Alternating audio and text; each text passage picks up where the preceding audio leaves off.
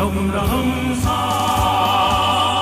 núi non xanh ngàn trùng xa, tổ quốc bao la hiền hòa khơi thăm bóng cờ phần bay trên cao muôn trái tim này hòa